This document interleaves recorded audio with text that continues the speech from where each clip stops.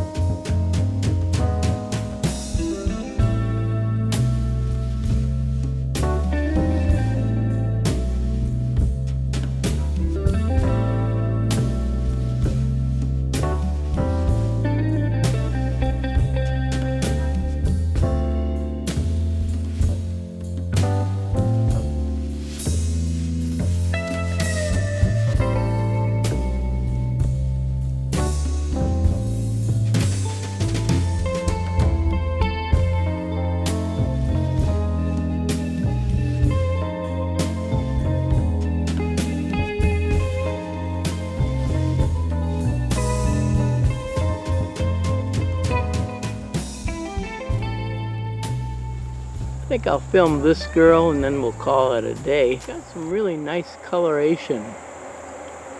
Almost golden spots, or stripes at least, on her abdomen. And almost every one of these spiders, you get the underside because they're so top heavy. The poor things can't even be upright.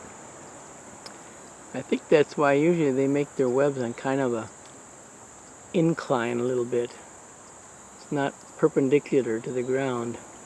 I'm going to see if I can get this girl out of here without wrecking her web. just so we get a little closer picture.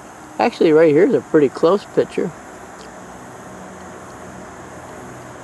Again, you're looking at the underside of the spider because they're top heavy with that huge abdomen.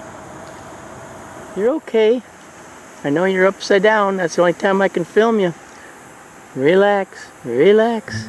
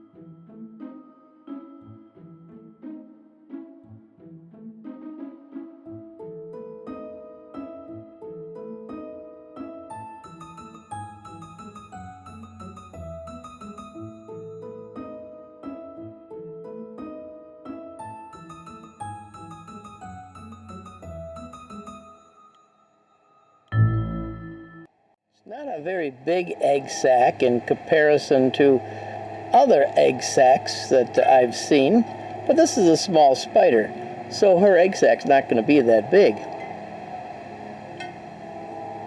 The yellow area is the actual eggs, and then the white webbing area around it is for protection. Almost looks like a fried egg, doesn't it?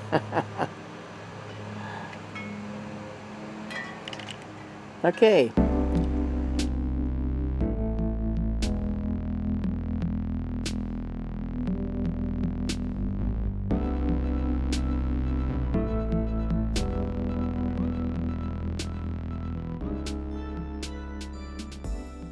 But now the egg looks a lot different.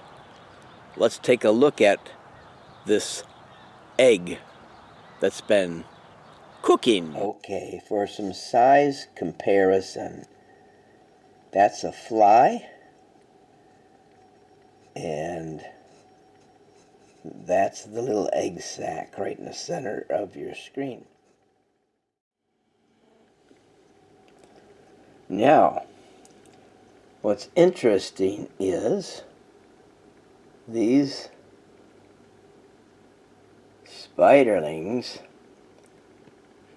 once looked like a fried egg with a yellow yolk are now dark black. You can see the spiderlings inside of this egg sac.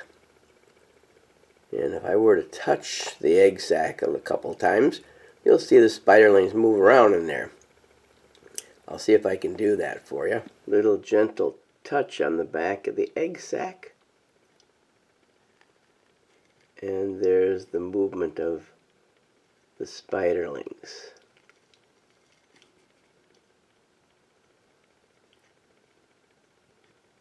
Gotta do that really gently because they're so tiny. And they are hatching out of their egg sac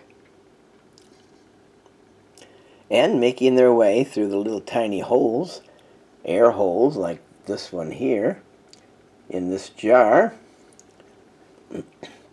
to more fun places than the jar itself, such as my kitchen window.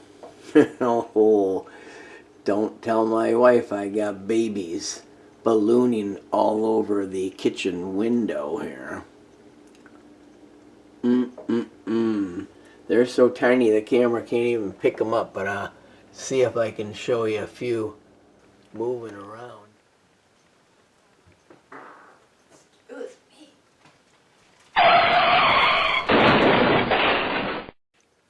Well, the problem, as I see it, is that these little spiderlings were not supposed to hatch out of their egg sac until spring, and it's just fall right now.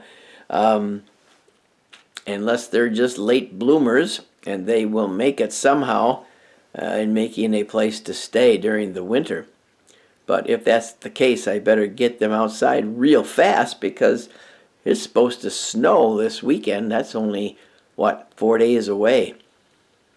So, I better think quick what I'm going to do with these little cute little babies, these Micrathena spiders. First of all, unusual to see the egg sac at all. And then secondly, to have them hatch. Well, that's a treat for me to see, but I'm not so sure how I'm going to take care of these little guys. So I'll have to give that some thought before I just turn them loose into the wild.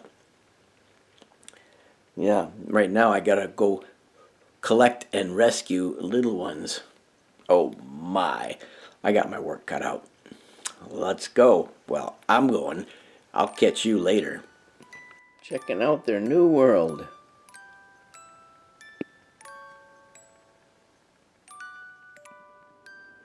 There's that little Micrathena body shape, even on these little itsy bitsies.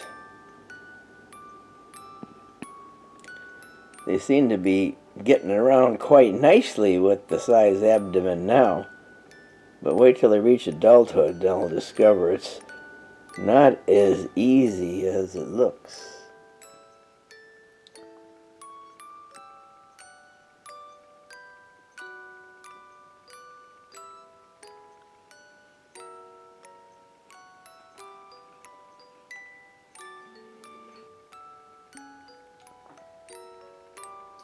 Very difficult for the camera to focus on something so tiny.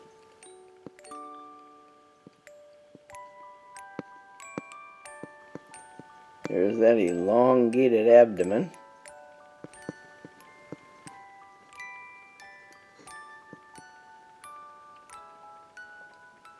Well, this is a thrill for me. There's no doubt about this.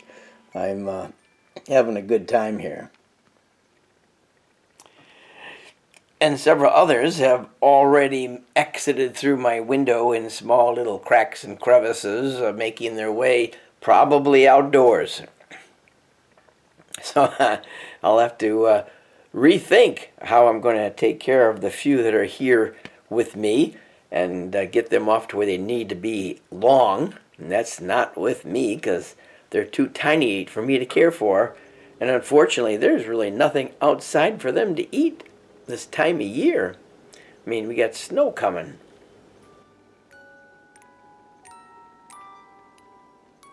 Ooh, looks like a race. I'm putting my money on the guy coming up in the rear here.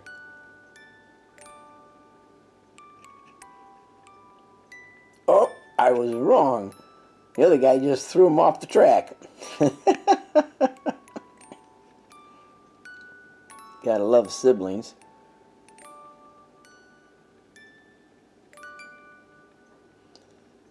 This is amazing to watch and see.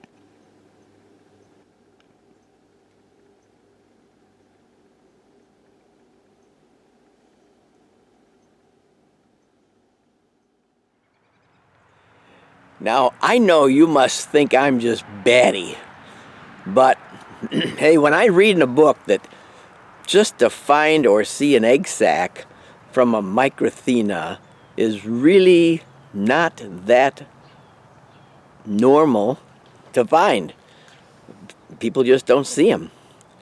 And they have not only found one, but to watch it grow and hatch with these little itsy bitsy spiderlings, for me has been a joy that is, hey, it's been a joy. I'll just leave it at that.